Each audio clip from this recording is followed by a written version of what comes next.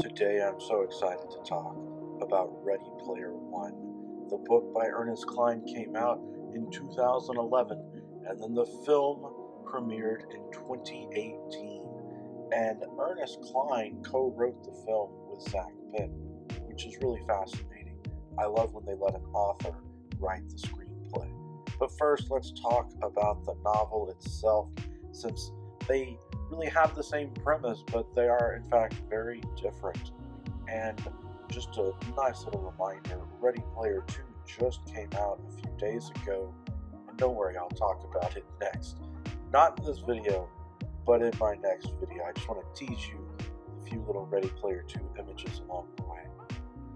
I really loved Ready Player 1 when I read it, and it's one of those books that I immediately handed to other people and said, you've got to read this. I convinced a lot of people to buy copies of this book because I loved it just so very much.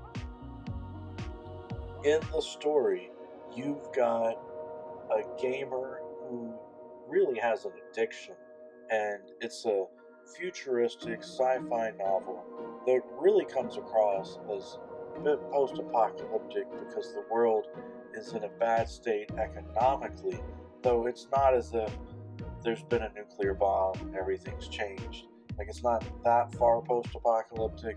It's just a sad future in which the poor have gotten poorer and the rich seem very isolated from the poor. The main concept of the book is that you've got a competition going in which the man who created the Oasis, which is the internet on steroids, and where everybody goes to escape their horrible, sad realities, where you do all your schooling online, and you can buy everything online, and all of that. The man is offered a prize. Whoever can find these keys online will get to take over control of the company.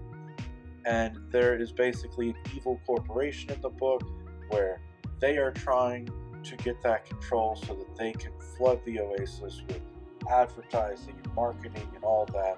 Clearly there are messages about our current society embedded in this book, but it doesn't hit you over the head with them, which is nice. Ernest Cline, to me, really hit it out of the park with this book. The narrator, Wade Watts, which I have to say is a very Deadpool-sounding name, was great as a first-person narrator, making the story feel very authentic. At some point, I remember the narrator even said that this is just his point of view, and basically told the audience to expect lots of different retellings, as if Ernest Cline was setting up the fact that there would be a film version made eventually. And the film was sold as Willy Wonka meets the Matrix, which is a neat pitch for it, though I wouldn't necessarily go that far as the Willy Wonka part. Though in that selling, the trailer for the film had a remix of the song Pure Imagination from Charlie and the Chocolate Factory in the teaser, and they did such a great job with that. Come with me and you'll be in a world of pure imagination with some great music behind it.